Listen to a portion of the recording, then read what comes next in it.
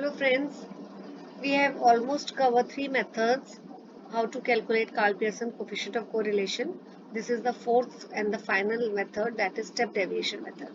This is very much similar to your shortcut और assume method. ठीक है, सिर्फ एक डिफरेंस है दोनों मेथड में कि यहाँ पे हम कॉमन फैक्टर जो है उसको भी कंसिडर करते हैं. क्वेश्चन के साथ it will be more clear. Let's start with the question. ये फॉर्मूला आप देख रहे हैं, इसको हम अगेन ऐसे मैं रीराइट कर लेती हूँ.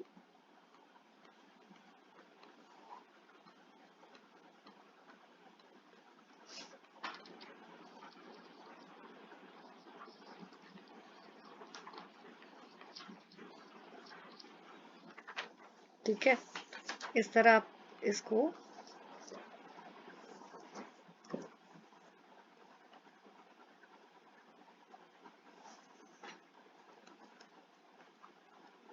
अब तक तो बेटा ये याद ही हो गया होगा आई थिंक. आप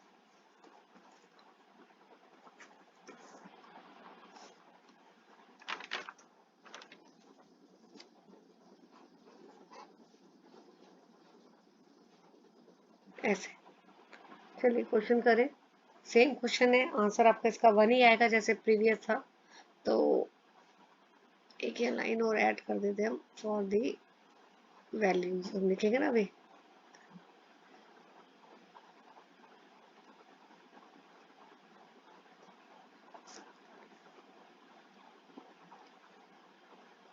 ठीक है, नाउ आर वही लिखिए, sigma d x dash d y dash minus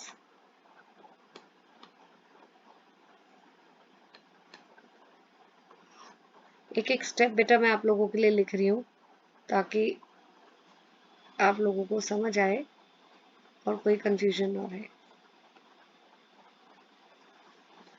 just a second.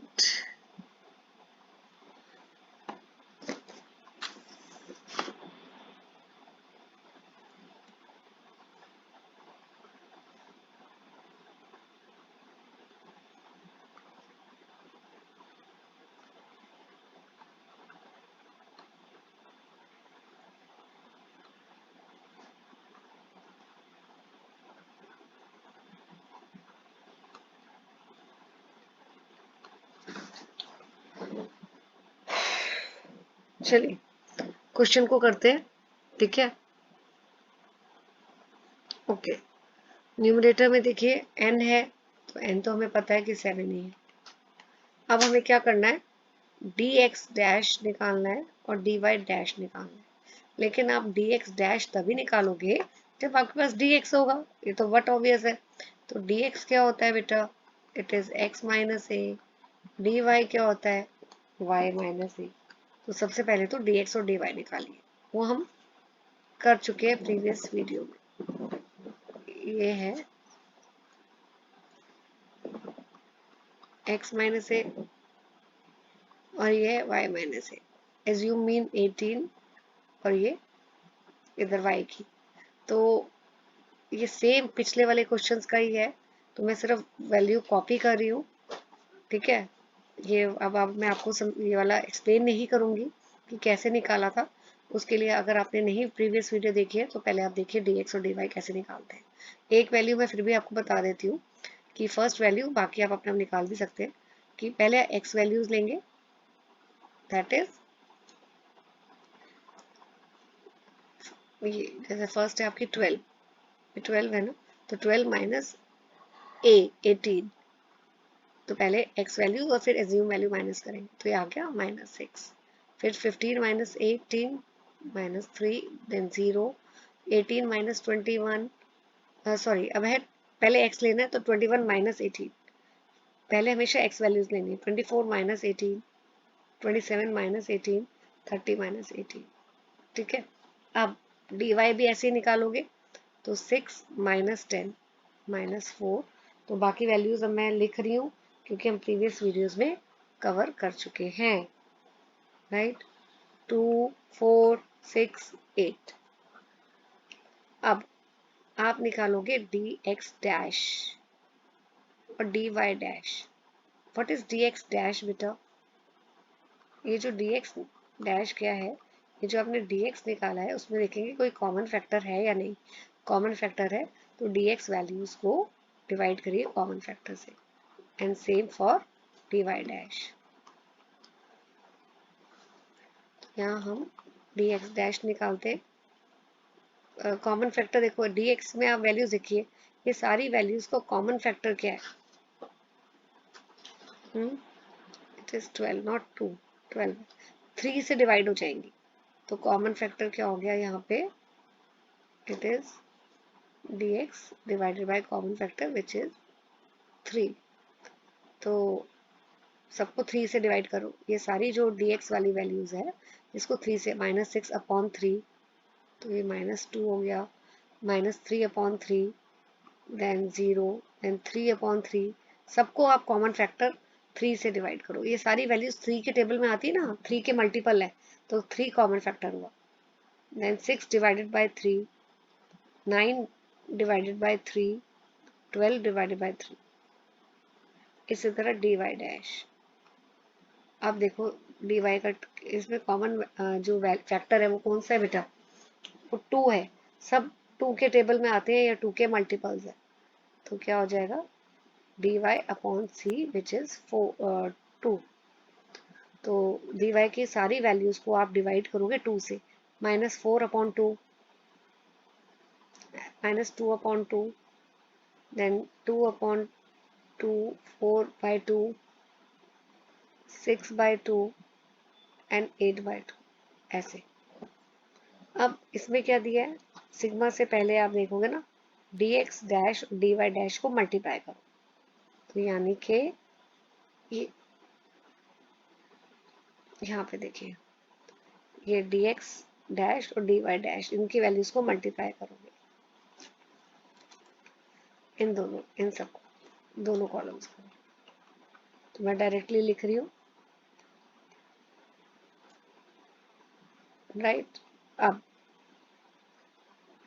साथ साथ वैल्यूज फिल कर दें, आई थिंक इजी हो जाएगा।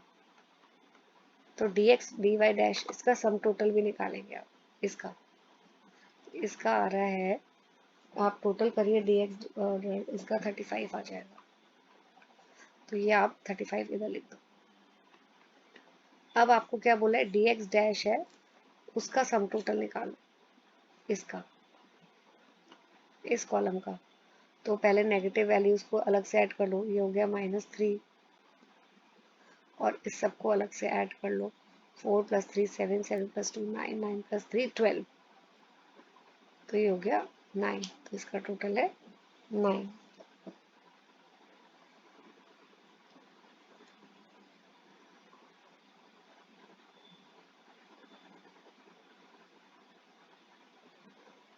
एक बार चेक कर लेते हैं, 3 2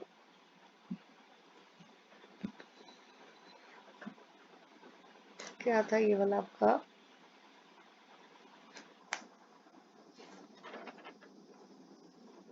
ये 1 होगा बेटा, आप ये देखिए x क्या है 21, राइट। अच्छा यहाँ 3/3 इट इज 1 होगा ना यहाँ, तो ये 9 नहीं होगा, 4 + 3 7, 7 + 2 9, 9 + 1 10, तो ये आ गया 7।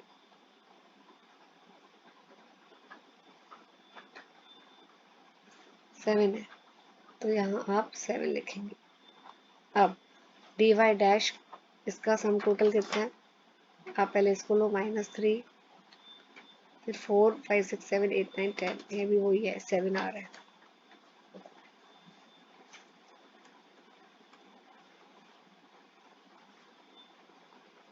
अब dx डैश जो है उसका स्क्वायर निकालिए, यानी कि ये वाला जो कॉलम है बेटा,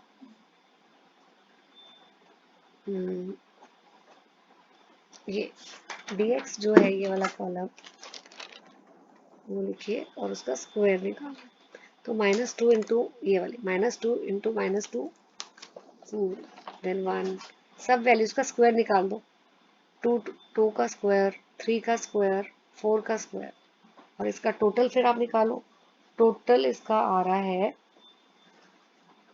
आपका dx और dy, इसका आपका आ रहा है 4+1 कितना आ रहा है dx का स्क्वायर का, राइट, 35। ठीक है, तो आप इधर 35 लिखते हैं। अब dx डैश है उसका सम टोटल, वो तो ये वाला dx डैश का सम टोटल वो तो हम निकाल ही चुके हैं 7, तो 7 लिख लो ब्रैकेट में और उसका स्क्वायर निकालना है। अब ऐसे ही n, तो dy जो है ये वाला डैश उसका स्क्वायर निकालना, तो ये वाली जो वैल्यूज है इसका स्क्वायर वैल्यू निकालनी है। -2 इंटू -2 एंड -1 0, 1 का स्क्वायर, 2 का स्क्वायर, 3 का स्क्वायर, 4 का स्क्वायर, और इसका टोटल कितना आ रहा है, इसका टोटल भी 35 आ रहा है, तो ये 35। फिर dy डैश का सम, dy डैश कहाँ गया आपका, ये रहा, इसका सम वो भी 7 है और स्क्वायर, तो इसको हम सॉल्व करते हैं, ये आ जाएगा 245 - 49, डिनोमिनेटर में आ जाएगा ये वाला 196 इंटू 196, तो ये आ जाएगा 196 अपॉन 196 इक्वल टू 1, आर की value 1, answer will remain the same. Thank you for watching my video.